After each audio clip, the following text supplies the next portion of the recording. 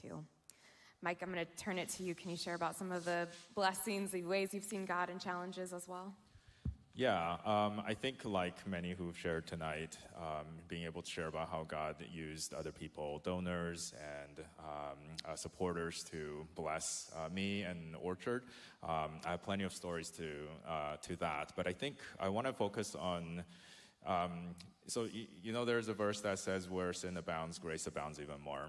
And I remember thinking, I think in my 20s, if I want to see Jesus, I go to the place he's most needed.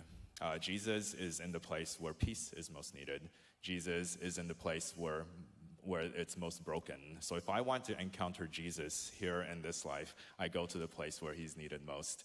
And there's another passage that says, in 2 Corinthians, Paul says, we comfort you with the comfort we have received from the Father. And so we rejoice in our sufferings because whatever comfort we've received, that's the comfort that we're going to be able to pass on to you. And so working with these guys has really placed me in a place of brokenness and caused me to understand that my primary job is not teaching them life skills. That's important, and I can do that. But my primary job is prayer, and because I am weak when it comes to the transformations in their souls. They have such trauma in their lives that they can't even address it sometimes in their waking lives.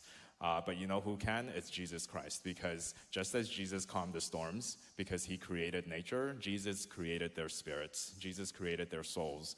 And so what I can't do in our waking lives, even though, we do a lot in providing a safe environment where they feel safe enough that whatever coping mechanisms they used in the past to cope with their trauma, they can now kind of let their guard down a little bit to maybe rebel and fight me. And but those things are coming up. But because they don't have the skills to deal with it, and sometimes I can't even touch whatever they're dealing with, I'm having to pray. And when I pray, the Lord does move. I don't know how. It's in his timing. I can't tell God to move. I can only beg him to move, and he has moved. And so that's both a challenge and a blessing that I'm in a space with these guys working with souls. You know how difficult it is to work with wills.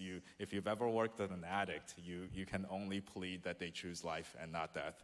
And you can only plead and you can only pray. And I found myself in a place where that's, at the end of the day, that's all that's left for me. And I've seen God move as well as the challenges of having to rely on God this whole process.